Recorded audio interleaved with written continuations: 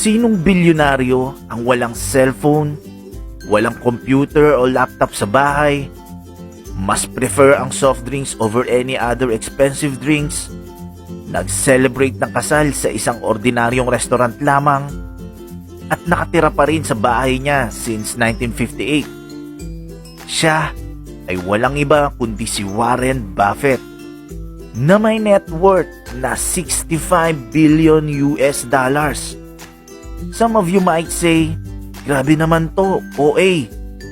Pero yan ang katotohanan. Kilalanin natin si Warren Buffett. Sino ba siya? Si Warren Buffett ang ikalawang pinakamayamang tao sa buong mundo. Si Bill Gates lang ang tumalo sa kanya sa paramihan ng kumpanya at pera. Pero kung si Gates ay 25 billion dollars ang dinodonate sa charity Gates Foundation, mas malaki naman ang inaambag sa kanya ni Buffett na may halagang 30 billion dollars. Sobrang simple mamuhay si Buffett. Ito ang mga ilang aral mula sa kanya. Una, binili niya ang una niyang share of stock sa edad na 11. At nagsisisi siya ngayon na huli na siya nagsimula. Ang lesson, turuan ng mga anak mag-invest.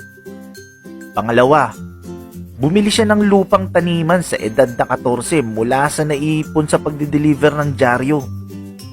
Ang lesson, matutong mag-ipon dahil maraming mabibili sa pagsisimula sa konting ipon. Pangatlo, nakatira pa rin siya sa maliit na bahay, 3 kwarto, na binili niya ng ikasal mahigit 50 taon na ang nakakalipas.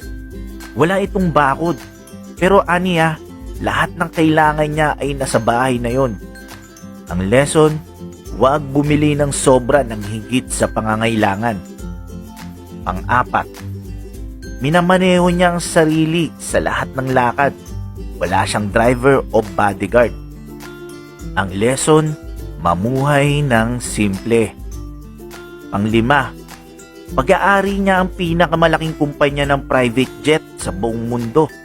Pero hindi siya bumabiyahing naka-private jet. Ang lesson, parating isipin kung paano matatapos ang trabaho sa pinakamurang paraan.